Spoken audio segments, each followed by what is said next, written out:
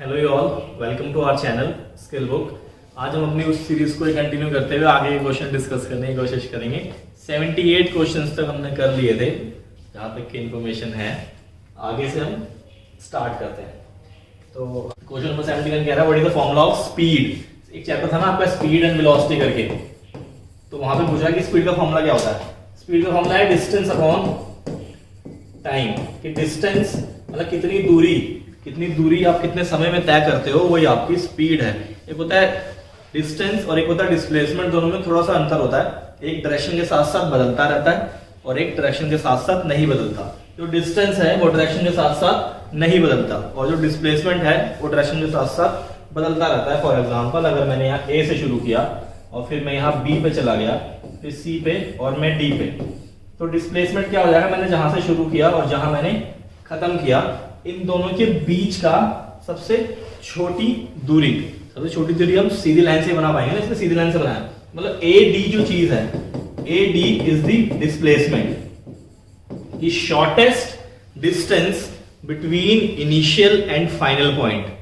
समझ रहे हो, डिस्कस हमने किया अपने चैप्टर्स में पहले भी, वहां पे भी आप जाके देख सकते हो। ठीक है, अब मान लेते हैं कि इस सी पॉइंट से ये बंदा यहाँ पे चला गया, डी पॉइंट यहाँ है, ये वाला और ये वाला डिस्टेंस बराबर है, लेकिन जो डिस्प्लेसमेंट है उसमें थोड़ा सा अंतर आ गया। ये वाली लाइन लंबी हो गई ना, मतलब कहने का मतलब क्या, जैसे हमने थोड़ी सी डायरेक्शन बदली वैसे ही डिस्प्लेसमेंट चेंज हो गया। तो यहाँ पे डायरेक्शन के साथ साथ जो चीजें बदल जाती हैं उन्हें हम बोलते हैं वेक्टर क्वांटिटी, वेक्टर। और जो नहीं बदलती उन्हें हम बोलते हैं स्केलर। ठीक है, ये सब थोड़ी बात इसलिए की जा रही है क्योंकि आपसे ना स्पीड की जगह वेलोसिटी भी वो पूछ सकता था। अगर वेलोसिटी वो पूछता है तो velocity is displacement by time. Displacement by time is velocity. ठीक है, इसको v से भी डिनोट करते हैं, u से भी डिनोट करते हैं। v का मतलब होता है फाइनल वेलोसिटी और u का मतलब होता है इनिशियल वेलोसिटी। तो यहाँ पे सिर्फ और सिर्फ छोटा सा हो जाता है कि स्पीड का फॉर्मूला क्या है। तो speed is distance covered by time. तो ए आंसर इसका ठीक हो गया।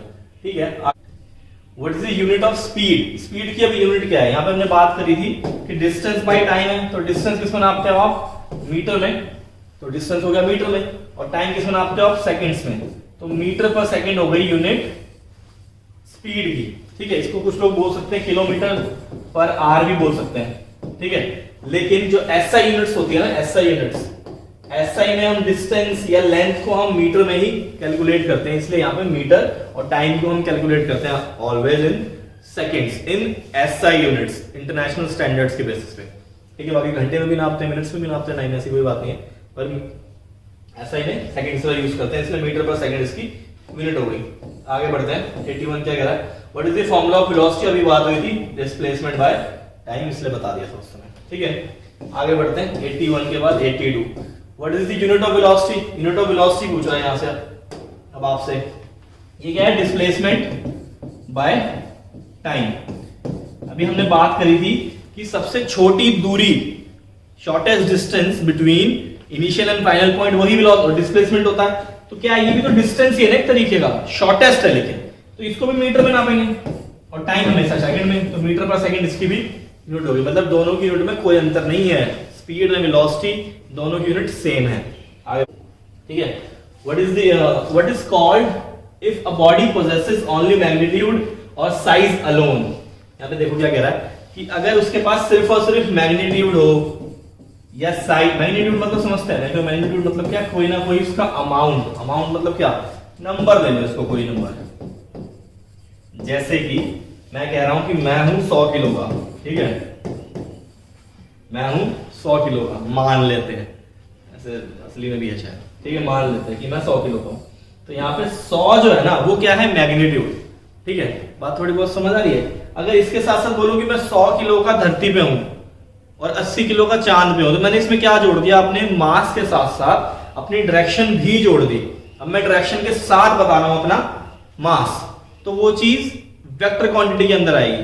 लेकिन जब मैं सिर्फ और सिर्फ विदाउट डायरेक्शन चीजें बता रहा हूं तो वो स्केलर क्वांटिटी है।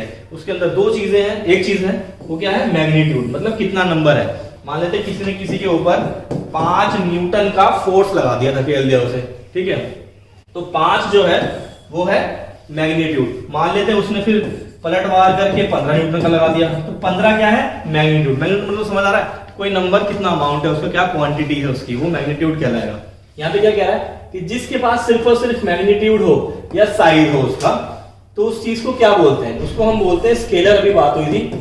अगर इसी के साथ साथ अगर आप जोड़ लो डायरेक्शन, तो वो कहलाएगा वेक्टर। ठीक है, लेकिन यहाँ पे सिर्फ पूछा है कि मैग्नीट्यूड वाला क्या, तो आंसर हो गया D, scalar quantity is the correct answer. बात समझ आ रही है? आगे बढ़ते हैं 81 के बाद, 83 के बाद सॉरी। व्हाट इज कॉल्ड, अच्छा देखो यहाँ पे पूछ लिया उसने कि उसको क्या कहेंगे जिसके पास दोनों मैग्नीट्यूड और डायरेक्शन हो, तो उसे हम वेक्टर क्वांटिटी कहेंगे। तो थोड़े बड़े हो जाओगे ना, तो इसके साथ एक चीज और होती है, वेक्टर लॉ ऑफ एडिशन भी होता है, और वो सब ज्यादा जानने की हमें जरूरत नहीं फिलहाल।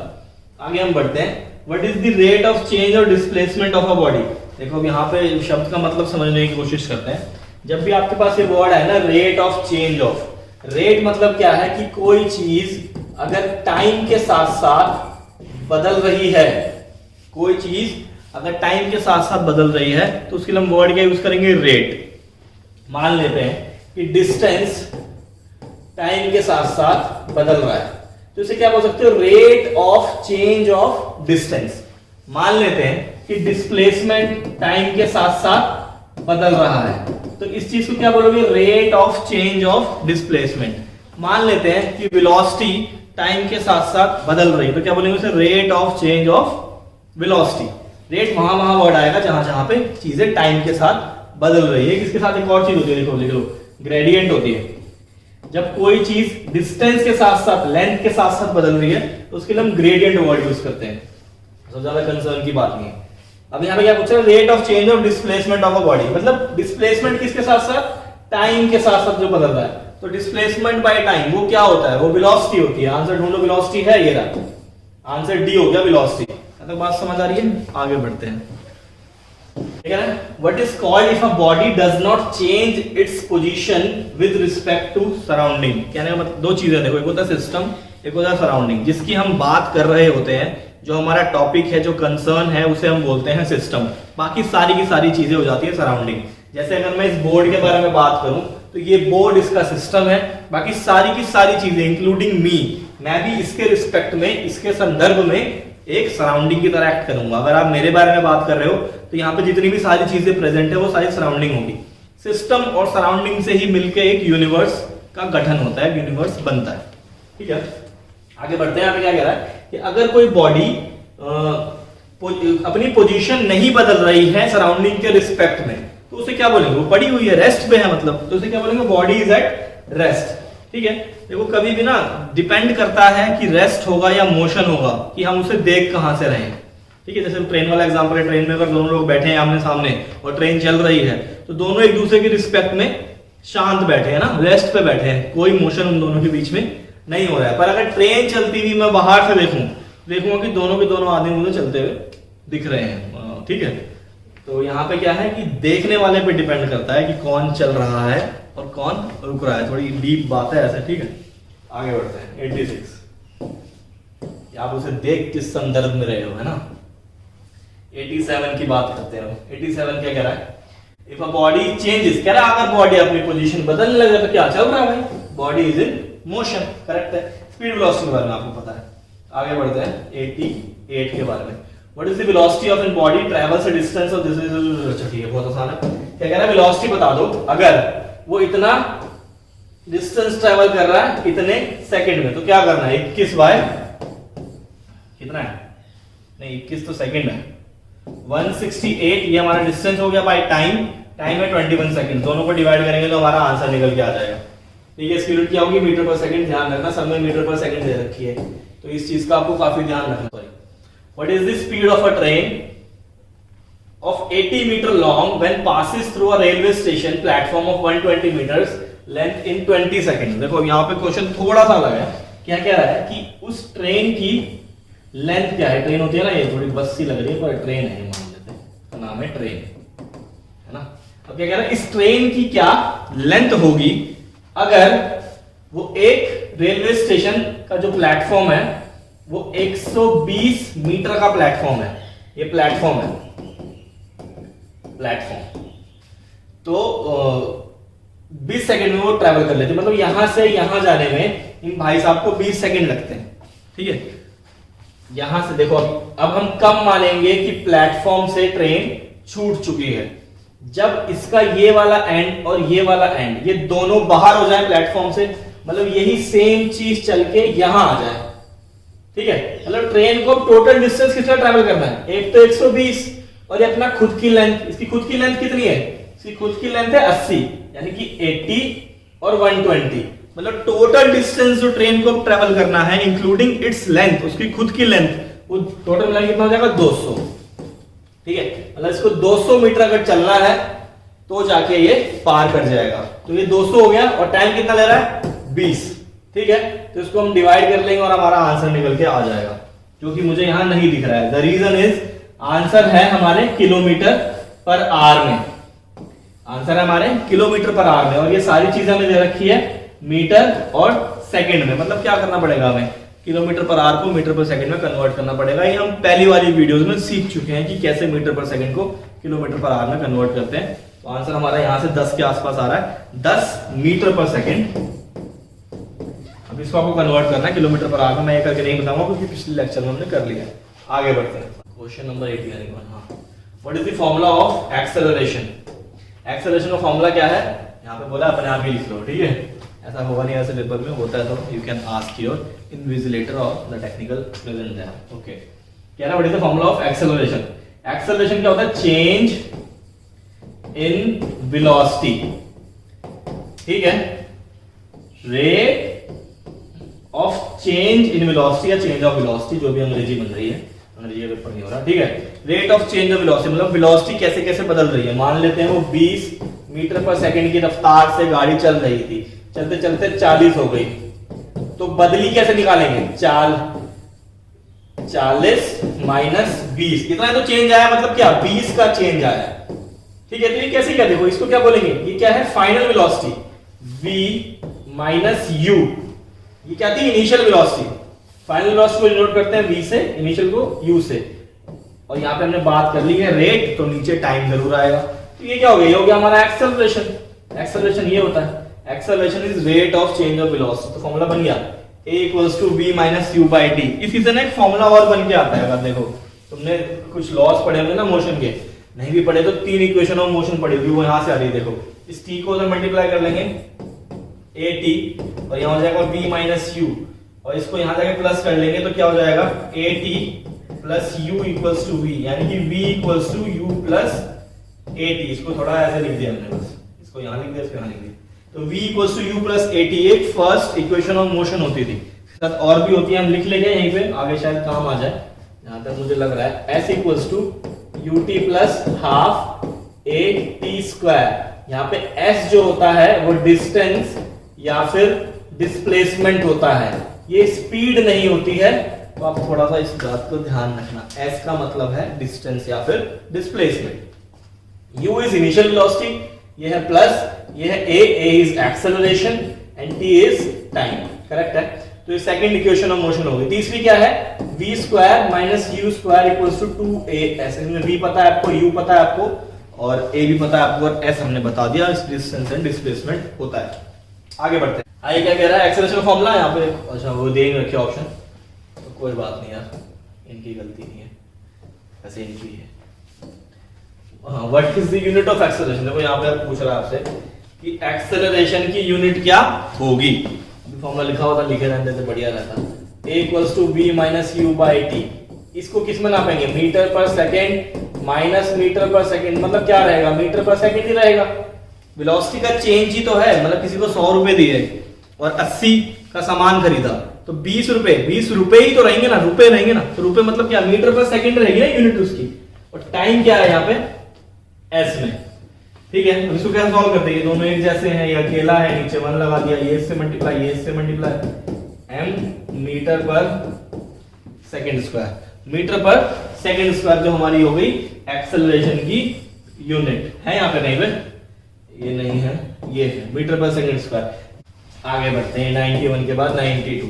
कह रहा what is the acceleration of a car if the speed of a car has increased from 25 kilometre per hour to 40 kilometre per hour. यहाँ पे क्या कहा गया इसने, ये गाड़ी की गति बताइए, सॉरी तीव्रता बताइए, एक्सेलरेशन को तीव्रता कह सकते हैं, कि उसकी गाड़ी की 25 से 40 हो गया, तीसरा गेयर लगाया हो गया 40। कहने का मतलब क्या है, ये है इनिशियल और ये है फाइनल, u और v आपको मिल गया। आपसे a पूछ रहा है, a is the question mark, a का फॉर्मूला भी लिखा था हमने, a equals to v minus u by t। a क्या चीज है ये निकालनी है हमें, v हमारे पास है 40, u हमारे पास है 25, कहीं से t मिल जाए तो काम हो जाएगा। यहाँ पे क्या कह रहा है, इन 1 मिनट, ठीक है, इन 1 मिनट है। देखो अब यहाँ पे एक चीज ध्यान क्या रखनी है, ये सारी चीजें आपको दे रखी है किलोमीटर पर आवर में, ठीक है, यहाँ पे दे दिया मिनट, तो मुझे इस मिनट को कन्वर्ट करना पड़ेगा आर में। ये सब हमने सीख रखा है कि how to convert minute into seconds, आर को सेकंड में, मिनट में कैसे सब आता है कन्वर्जन। तो यहाँ पे हम क्या करेंगे कि इस 1 मिनट को घंटे में कन्वर्ट कर लेंगे और यहाँ पे हम टाइम की जगह उसे यूज कर लेंगे और ए निकल के आ जाएगा, सिंपल एज दैट। आगे बढ़े, ए की यहाँ पर यूनिट क्या होगी ये डिपेंड करता है। आगे बढ़ते हैं 92 के बाद 93 कह रहा व्हाट इज द रिटार्डेशन। देखो रिटार्डेशन का अर्थ हम पहले भी सीख चुके हैं, दोबारा सीख लेते हैं, एक बार मैं चेक कर लेता हूं। रिटार्डेशन, रिटार्डेशन मतलब क्या, एक्सेलरेशन मतलब कि गाड़ी धीरे से तेज अगर हुई है तो एक्सेलरेट किया है, अगर तेज से धीरे हुई है तो रिटार्ड हुई है। तो बस छोटा सा अंतर है, हमेशा ए की वैल्यू इसमें नेगेटिव आएगी, पॉजिटिव नहीं आएगी। अब क्या कह रहा है, car moving with velocity this, इतने से वो मूव कर रहा था, is brought to at rest, rest पे आ गया, मतलब क्या उसकी वेलोसिटी फाइनल जो हो गई वो 0 हो गई, फाइनली वो रेस्ट पे है ना, रुक गया बेचारा। तो v जो हो गया इस केस में वो हमारा हो गया 0, v is 0 and u is, question is lost somewhere, here it is, 50 kilometre per our. अब कह रहा है इतना काम करने में, मतलब 50 किलोमीटर की रफ्तार से गाड़ी चल रही थी, किलोमीटर पर आवर से है ना, और फटाफट रेस्ट पे आ गई कितने 45 सेकंड में। देख रहे हो ऑटोमोबाइल इंजीनियरिंग बहुत ज्यादा ही एडवांस हो गई है, 45 सेकंड में रेस्ट पे आ गई। अब क्या पूछा, रिटार्डेशन मतलब क्या, एक्सेलरेशन तो निकालना है, v minus you by D, यहाँ पे आप v की जगह रखोगे 0 माइनस 50 बाई 45। अब यहाँ पे ध्यान एक चीज के क्या रखना है, यहाँ ये सेकंड है और ये किलोमीटर पर आवर है, तो ये वाली वैल्यू जो है वो बदल जाएगी, इसको हमें फिर मीटर पर सेकंड में कन्वर्ट करना पड़ेगा। यूनिट्स का बहुत ध्यान रखना, अदरवाइज गड़बड़ हो जाएगी। What is the acceleration of an aeroplane taking landing? ठीक है, यहाँ पे आपको फिर से दे रखी है मीटर्स, यहाँ पे आपको फिर से दे रखा 700 मीटर, s 700 दे दिया, s समझते हो, हमने बात करी distance displacement. Leaves a ground, time दे दिया कि इतने सेकंड में ग्राउंड वो ऐसे छोड़ देता है। व्हाट इज द एक्सेलरेशन, ठीक है, तो इस वाले को कैसे करेंगे, देखो इस वाले में a equals to v minus u by t, इसमें हमारे पास u नहीं है, v नहीं है, u हो भी सकता है। देखो क्या कह रहा है कि लैंडिंग कर रहा था ना वो, मतलब टेक ऑफ कर रहा था, तो पहले तो स्टार्टिंग 0 से ही करी होगी, तो u तो हम ले सकते हैं इस केस में 0, लेकिन फिर v नहीं है और a तो निकालना ही है इस केस में, तो ये वाला फॉर्मूला किसी काम का नहीं है। अब क्या है, s equals to ut plus half at square, एक फॉर्मूला ये भी है। टाइम इसमें है हमारे पास, एक्सेलरेशन इसमें है हमारे पास, जब धरती छोड़ रहा है तो 9.8 एक्सेलरेशन हो जाएगा इसका। कहीं किसी केस में आप 10 भी ले सकते हो, तो 10 ले लेना, इस केस में कोई इशू नहीं है, ज्यादातर मेंशन भी किया होता है पेपर पे, बाकी 10 लेके काम चलाओ। आगे बढ़ते हैं, नहीं आ रहा उससे तो 9.8 यूज कर लेना, देख लेंगे हम आसपास। तो a यहाँ पे यूज कर लेंगे हम, टाइम हमारे पास फिर से है, u हम 0 मान के चलेंगे क्योंकि वो लैंडिंग सॉरी टेक ऑफ करना शुरू कर रहा है, तो पहले स्टार्टिंग तो 0 से ही कर रहा है ना। और s हमारे पास है 700, ये दिया हुआ, यहाँ पे वैल्यूज डालेंगे और आंसर निकल के आ जाएगा। सारा ध्यान यूनिट्स का रखना है। आगे बढ़ते हैं 94 के बाद 95 कह रहा maximum height of a stone will reach if it's thrown upwards with the velocity of 20 metre per second. देखो क्या कह रहा है कि कितनी मैक्सिमम हाइट तक वो चला जाएगा अगर मैं उसको 20 मीटर पर सेकंड की वेलोसिटी से उसे फेंकूं। तो यहाँ बड़ा आसान है, यहाँ वो क्या पूछ रहा है, हाइट पूछ रहा है। हाइट पूछ रहा है तो क्या करें, हाइट मतलब यहाँ से यहाँ तक कितना चला जाएगा, मतलब एक तरीके से वो डिस्टेंस ही तो पूछना चाह रहा है। डिस्टेंस के लिए हम क्या सिंबल यूज करते हैं, एस सिंबल यूज करते हैं। तो s equals to ut plus half at square, सारी चीजें यहाँ गिवन है। a हम ले लेंगे 10, यहाँ पे देखो मेंशन है, a हम 10 ले लेंगे और वेलोसिटी हमारे पास है ही, s हमसे पूछ रहा है तो कोई इशू हमें इसमें आना नहीं चाहिए। आगे बढ़ते हैं 95 के बाद 96 देखते हैं। What is the work done per unit time. अब देखो यहाँ पे क्या कह रहा है कि work done per unit time क्या कहलाता है, W by T इज power, power equals to W by T, F equals to mass into acceleration, W equals to F into distance या डिस्प्लेसमेंट। कुछ फॉर्मूले हम देख लेते हैं, आगे काम आ सकते हैं। ठीक है, फोर्स का भी हो गया, पावर का हो गया। Energy and work both are same, दोनों की यूनिट्स भी सेम होती है। What is the capacity of a body to do work is called energy. ठीक है, कितना वो काम कर सकता है। ठीक है, देखो एक है वर्क, एक है पावर, एक है एनर्जी। एक कोई काम हम कर रहे हैं, वो हम हमारा क्या हो गया वर्क। साइंस की लैंग्वेज में जब तक वो चीज डिस्प्लेस नहीं हो रही है आगे या पीछे, इधर या उधर जहां भी, तब तक वो वर्क नहीं माना जाएगा, आप कितना भी फोर्स उस पर लगा लो। तो यहाँ पे क्या कहना चाह रहा है कि जब कोई फोर्स लगे और चीजें आगे बढ़े या पीछे बढ़े, मतलब मोशन हो, तो वो वर्क कहलाएगा। अब वो वर्क आप कितने कम समय में कर लेते हो। ठीक है, जितने कम समय में कर पाओगे वो उतने आप पावरफुल हो। कहने का मतलब क्या है, P equals to W by T, मतलब जितना कम ये लगेगा उतना पावर ज्यादा होगी, मतलब जितना कम टाइम लगेगा उतनी पावर ज्यादा होगी। कहने का मतलब जितने कम समय में आप वो काम कर लेते हो वो आपकी पावर कहलाती है। अब कितनी देर तक आप ये काम कर पाते हो वो क्या कहलाती है, आपकी एनर्जी। एक काम कितने कम समय में या कितने ज्यादा समय में आप कर रहे हो वो आपकी पावर है, पावरफुलनेस आपकी वहां से डिसाइड होगी। और कितने टाइम तक वो आप कर पाते हो, जैसे मैं पढ़ रहा हूँ मान लेते हैं, तो साइंस लैंग्वेज में काम नहीं मानते, मैं लिख रहा हूँ, कोई चीज लिख रहा हूँ, तो मैं काम कर रहा हूँ। अगर ये काम मैं बहुत जल्दी जल्दी कर पाता हूँ तो मैं बहुत पावरफुल हूँ। और मैं 2 दिन तक अगर लिख पाता हूँ तो मेरी एनर्जी भी ज्यादा है ऑटोमेटिकली। तीनों चीजों में अंतर थोड़ा बहुत समझ आ रहा। आगे बढ़ते हैं। What is the ratio of output power to the input power. देखो ये बड़ा क्वेश्चन आसान है, पावर अगर बोला भी नहीं होता तो भी हम इसका आंसर दे देते। किसी भी चीज के में आप कितना इनपुट दे रहे हो और कितना उससे आप काम ले पा रहे हो वो क्या कहलाता है, आपकी इफिशियंसी। अगर आप 100 रुपए देकर 100 रुपए का काम कर दे रहे हो, मतलब क्या आप 100% इफिशिएंट हो। आप 200 रुपए देकर 100 रुपए का काम कर रहे हो, यानी कि आप 50% इफिशिएंट हो। तो इफिशिएंसी आपकी डिसाइड कैसे होती है कि आपको क्या इनपुट दिया गया, क्या रिसोर्स दिए गए और आपने उससे कितना काम करके दिखाया। मतलब output divide by input, output to the input is efficiency. हमेशा इसको परसेंटेज में हम कैलकुलेट करते हैं, इसको 100 से मल्टीप्लाई कर सकते हैं। तो यहाँ पे क्या कह रहा है, सी इसका आंसर हो जाएगा। 99 देखते हैं। What is called is the force of 1 Newton acts to move and distance is large। ठीक है, हमें कहते हैं एक 1 न्यूटन का फोर्स लगा और वो भाई साहब 1 मीटर की दूरी तय कर गए। 1 न्यूटन का फोर्स लगाया और 1 मीटर तय कर गए, मतलब क्या हो गया, फोर्स इनटू डिस्टेंस। ये वर्क होता है, अभी बात हुई थी पीछे फॉर्मूला लिखा था।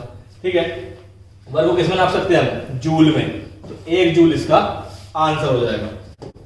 आगे बढ़ते हैं। हाउ मेनी अर्ब्स इन 1 जूल 10⁻⁷ होते हैं, कुछ याद करने। हाउ मेनी, क्वेश्चन क्या कह रहा है, how many Newton's for 1 kilogram. 1 kilogram के लिए कितने न्यूटन है। कहना क्या चाह रहा है कि force equals to mass into acceleration होता है ना, तो ये है 1 किलोग्राम। ठीक है, तो कितने न्यूटन होंगे इसके लिए, मान लेते हैं 9.8 है, क्योंकि ये होता ही 9.8 है। तो 1 इंटू 9.8 कितना हो जाएगा, 9.8 ही हो जाएगा। तो 9.8 न्यूटन होंगे 1 किलोग्राम के लिए। 101 हो गए। 102। How many watt in a metric system. अच्छा, कह रहा है 1 HP में कितने वॉट होते हैं। अब देखो यहाँ पे ना, यहाँ पे बोल रखा है इन मैट्रिक सिस्टम। एक ना ब्रिटिश सिस्टम, ये देखो एक ब्रिटिश सिस्टम भी होता है। ठीक है, तो ब्रिटिश सिस्टम और मैट्रिक सिस्टम दोनों में अंतर रहते हैं। एक में रहता था 735.5 यानी कि ये और एक में रहता है 746। तो ये दोनों चीजें आपको याद करनी पड़ेगी, इसका कोई दूसरा ऑप्शन नहीं है। आगे what is the formula of potential energy. Potential energy ये सब सीखते हैं थोड़ा सा कि पोटेंशियल एनर्जी, काइनेटिक एनर्जी के फॉर्मूला क्या होता है। पोटेंशियल एनर्जी का फॉर्मूला होता है mgh और काइनेटिक एनर्जी का फॉर्मूला होता है 12 mv²। ये मास है, ये वेलोसिटी है फाइनल वाली, ये मास है, ये ग्रेविटेशनल एक्सेलरेशन है, मतलब 9.8 इसकी वैल्यू रहती है। और ये हाइट है, कितनी दूरी पे आप धरती के लेवल से खड़े हो, ऐसे हम करके निकाल सकते हैं। तो फॉर्मूला पूछा तो mgh इसका हमारा आंसर होता है। mgh है ना। तो पोटेंशियल एनर्जी का फॉर्मूला क्या है, mgh। आगे बढ़ते हैं, how much work done in one press, ठीक है। तब यहाँ पे देखो क्या कह रहा है कि कितना काम उसको करना पड़ेगा अगर उसे 100 लीटर पानी एक हाइट पे पहुंचाना है, मतलब 100 लीटर पानी हमारे पास है, घर में होता है ना मोटर वगैरह, वो है इससे काम कराना है। तो W के लिए हमें पता है हमें क्या करना होगा, फोर्स इनटू डिस्टेंस। डिस्टेंस हमें पता है यहाँ पे 200 है। अब फोर्स अगर हम किसी तरीके से निकाल लें, जो कि इसकी वैल्यू होती है, फॉर्मूला होता है सॉरी, मास इनटू एक्सेलरेशन। मास और एक्सेलरेशन, एक्सेलरेशन तो मुझे पता है कि धरती से ऊपर पहुंचाना तो 9.8 या 10 हम यूज करेंगे। हमें कहीं ना कहीं से अगर मास पता चल जाए तो काम हो जाए, लेकिन हमें मास की जगह यहाँ पे दे रखा है 100 लीटर। लीटर जो होता है ना वॉल्यूम होता है, मतलब आपको वॉल्यूम दे रखा है और आपको मास चाहिए। अगर आपने पिछला लेक्चर देखा होगा तो वहां पे एक फॉर्मूला था, density equals to mass by volume. Density equals to mass by volume. अगर हमारे पास वॉल्यूम है कितना है 100 और यहाँ पे डेंसिटी पता चल जाए किसकी, पानी चढ़ाना ऊपर, तो पानी की डेंसिटी पता चल जाए जो कि होती है 1, तो यहाँ पे 1 से मल्टीप्लाई करेंगे तो 100 ही हो जाएगा ये।